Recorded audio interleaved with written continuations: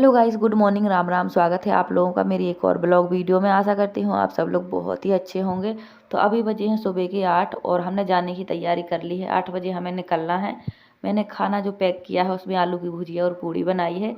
हम चारों लोगों ने सुबह 7 बजे ही नहा लिया था, हम तैयार हो चुके हैं। और अगर हमारी ये गाड़ी छूट जाएगी तो हम नहीं निकल पाएंगे, नहीं जा पाएंगे। इसलिए बहुत जल्दी जल्दी कर रही हूँ। सुबह 5 बजे उठी थी और 7 बजे तक मैंने अपने सारे काम कर लिए थे। फिर बच्चों को जगाया, बच्चों को नहलाया। नहा धुल के घर से निकलना सही होता है, ज़रूरी होता है। और फ्रेंड, कल मैंने ये बोरी पैक कर दी थी, इसमें कपड़े पैक कर दिए थे। लेकिन अभी सुबह निकलना है, बहुत ही ज़्यादा ठंडी है। तो मैंने इसको फिर से खोला और अपना स्वेटर निकाला, छोटे बेटे की जैकेट निकाली। इतनी ज़्यादा ठंडी होती है सुबह शाम कि मैं आपको क्या ही बताऊँ, बिना स्वेटर के गुजारा नहीं होता है। अब देखो, इतना जल्दी जल्दी मैंने सब कुछ किया। मैंने सुबह से ही वीडियो बनाना शुरू कर दी थी, पर पता नहीं कैसे कैमरा ऑन नहीं हुआ था, क्या हुआ था कुछ पता नहीं। क्योंकि देखिए, जब हम जल्दी जल्दी में कोई काम करते हैं तो उतना ध्यान नहीं रह पाता है। कई बार मेरे साथ ऐसा होता है कि मुझे लगता है कि मैंने वीडियो ऑन कर दी है और मैं वीडियो शूट भी कर लेती हूँ, फिर देखती हूँ कि वो वीडियो शूट ही नहीं हुई। तो ये मिस्टेक से हो जाता है। तो बस अभी सुबह का 8 बजा है, 8 बजे की हमारी बस है। सब लोग बिल्कुल तैयार हैं। मैं कितनी भी जल्दी कर लूँ, आखिरी में मैं लेट हो ही जाती हूँ फ्रेंड। क्योंकि घर में देखो इतने काम होते हैं जो कभी ख़त्म नहीं होते। तो मैं कहाँ जा रही हूँ, क्यों जा रही हूँ, वो सब मैं आपको आगे बताऊँगी। फ़िलहाल हम घर से निकल जाते हैं और बहुत ज़्यादा सामान नहीं है हमारे हाथ में, सिर्फ मेरा पर्स है और एक और बैग है जिसमें एक चादर है और खाना है। तो बड़ा बेटा निकल गया है, बाहर वेट कर रहा है, छोटा मेरे साथ है। ज़्यादा हमने कुछ भी तैयारी नहीं की है क्योंकि अभी हमें अपने गांव भी जाना है।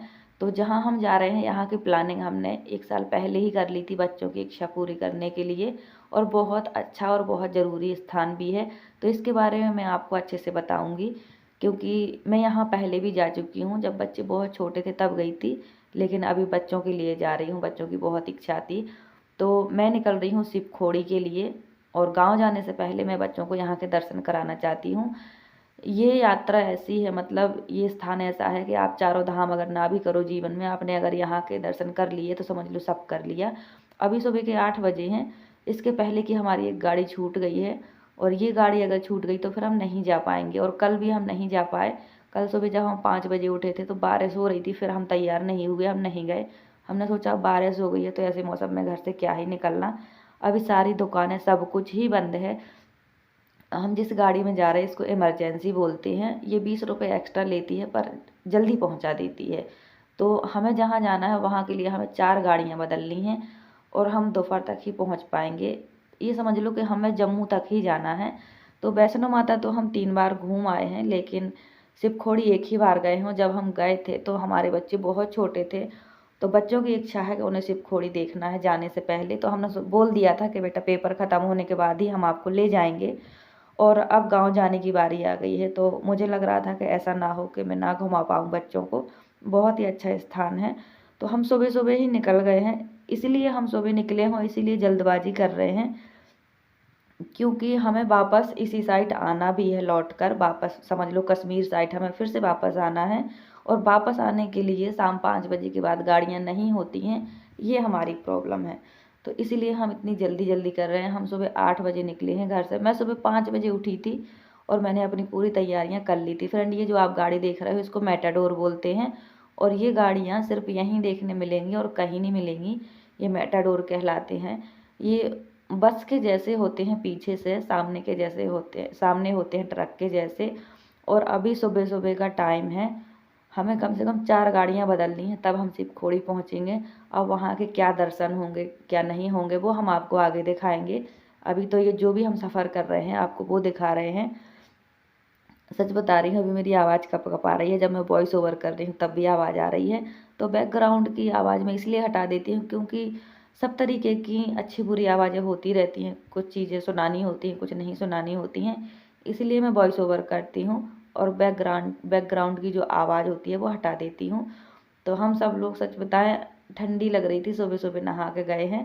तो हस्बैंड ने तो पहन ली थी अपने गर्म कपड़े और चंदन ने भी पहन लिए थे। लेकिन ये देखो कि जिस कपड़े के लिए मैंने बोरी खोली थी, मैं वो कपड़े लाने ही भूल गई। स्वेटर और राजवीर की जैकेट मैंने अलग रखा था और मुझे लग रहा था कि मैंने बैग में डाल लिया है अपने बैग में, पर मैंने उसमें एक टॉवल एक चादर ही डाली थी, खाना डाला था और अपना स्वेटर डालना ही भूल गई। तो ऐसे ही कपकपाते रहे हम। मैं ये बाद में वॉइस ओवर कर रही हूँ। तो ये देखो फ्रेंड, कितना ज़्यादा ओवरलोड ट्रक है ये। ऐसी ही चीज़ों से एक्सीडेंट होते हैं, खुद को भी नुकसान पहुँचाते हैं, दूसरों को भी। तो फ्रेंड, यहाँ का जो एरिया है ना, बहुत सुंदर है। अभी देखो यहाँ पे खेतों में जो गेहूँ है उनमें अभी बालियाँ निकल रही हैं। तो यहाँ पे आम भी बहुत लेट से आते हैं, गेहूँ भी बहुत लेट से, बस गेहूँ ही होते हैं और मक्का होते हैं और कुछ नहीं होता है। तो यहाँ पे चना मटर ये सब नहीं होता है, मस्टर्ड भी हो जाता है, मैंने देखा है कहीं कहीं। तो यहाँ का पहाड़ी एरिया है, ऐसा प्लेन नहीं होता है कहीं भी कि अच्छे से खेती हो। सब पहाड़ों पर ही खेत होते हैं, पहाड़ों पर ही घर होते हैं। मतलब एक पहाड़ पे एक किसी फैमिली का घर होगा, उन्हीं का खेत होगा। तो ये जो जगह पे हम खड़े हैं, ये तो मेरा जाना पहचाना एरिया है। हम जब भी जम्मू से आते हैं यहीं रुकते हैं। और एक ये जो गाड़ी खड़ी है यहाँ पर, एक वाइट कलर की, मैं अभी आपको दिखाऊंगी, जूम करके दिखाऊंगी मैं अभी आपको। इसको इमरजेंसी बोलते हैं, जो एक वाइट गाड़ी आपको ये वाली, इसको इमरजेंसी बोलते हैं हमारे यहाँ। ये बहुत फास्ट चलती हैं, 20 रुपये एक्स्ट्रा लेती हैं। तो फ्रेंड, मैं आपको बताना चाहती हूँ कि अगर आप जम्मू कश्मीर आ रहे हैं तो आप सारे प्रूफ अपने लेके आइए, आईडी प्रूफ जो भी होते हैं सब कुछ लेके आइए। क्योंकि बहुत सारे लोग यहाँ आते हैं घूमने के लिए। जो वैष्णो माता आते हैं वो शिवखोड़ी तो घूमते ही घूमते हैं। और शिवखोड़ी बहुत बहुत अच्छा स्थान है, टोटल पहाड़ के अंदर है। थोड़ी वहाँ ऑक्सीजन की भी होती है प्रॉब्लम, इतनी ज़्यादा नहीं होती बट महसूस होती है। तो हमें जो लोकल लोग हैं ना, जो ओल्ड हैं, सीनियर सिटीज़न, वो हमें समझा रहे हैं कि अगर आप टाइम से नहीं आओगे जाओगे तो फिर आपको गाड़ियाँ नहीं मिलेंगी, आप फंस जाओगे। तो देखो, जो कुछ अच्छे लोग होते हैं वो हमें बचाते हैं प्रॉब्लम से, नॉलेज देते हैं। तो जो लोकल लोग होते हैं ना, कुछ ख़राब जो लोग होते हैं वो बाहरी लोगों का फ़ायदा उठा लेते हैं। यहाँ पे चेहरा देख के लोग समझ जाते हैं कि आप कहाँ के हो।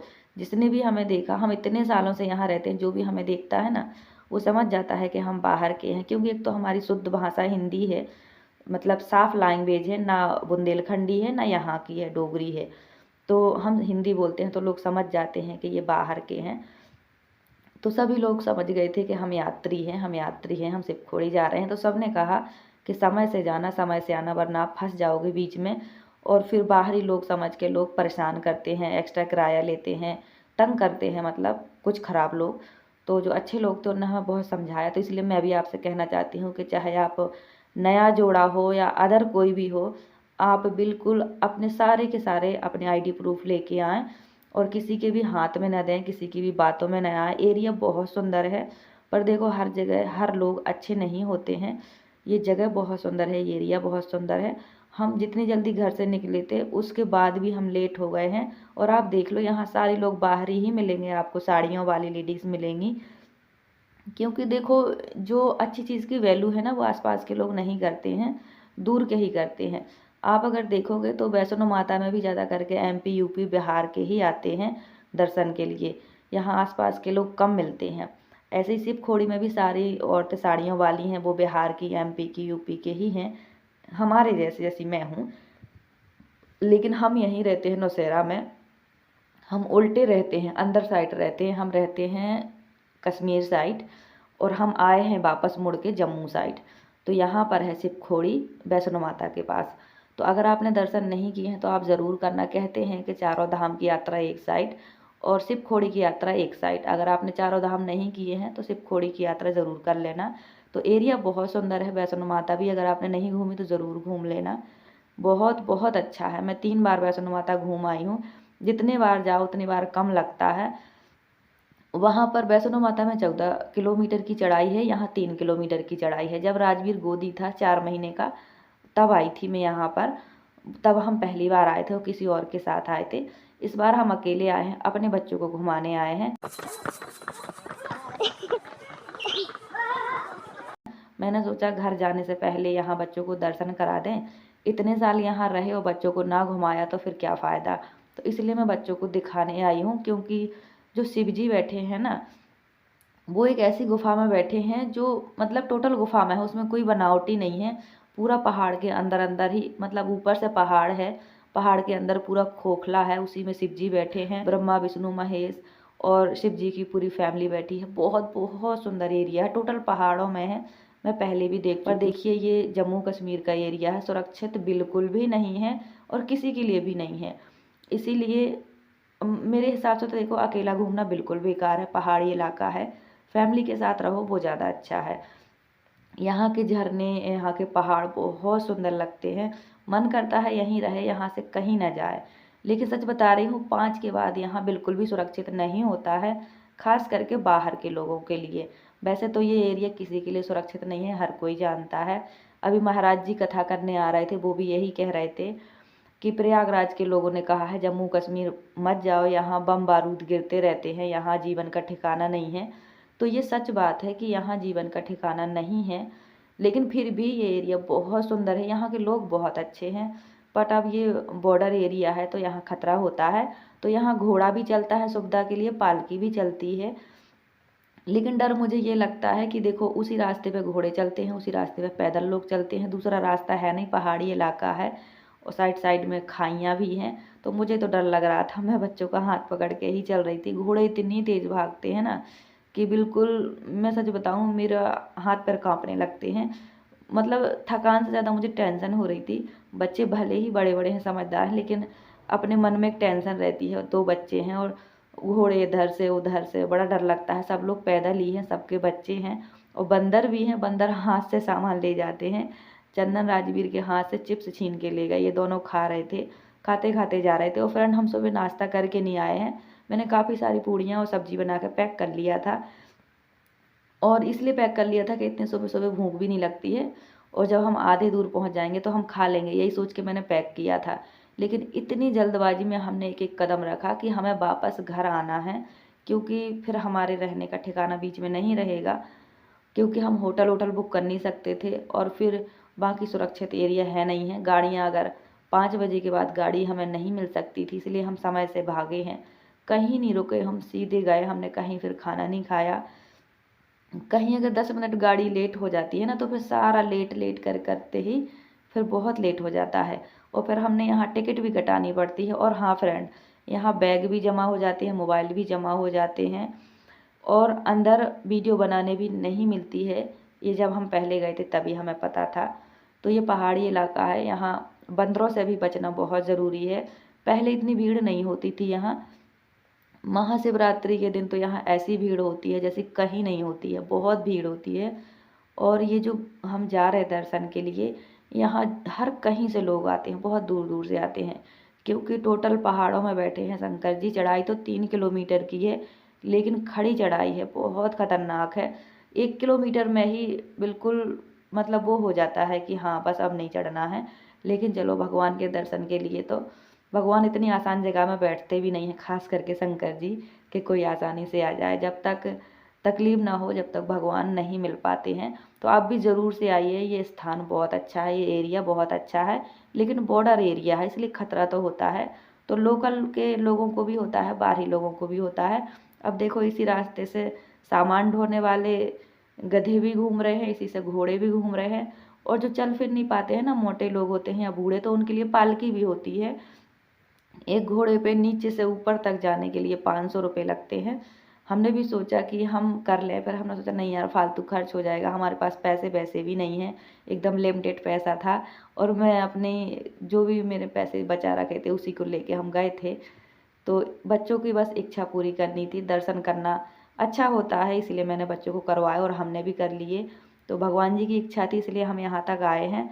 तो फ्रेंड आज की वीडियो में मैं आपको आधा ही दिखा पाऊँगी, आधा दिखाऊँगी आपको कल की वीडियो में।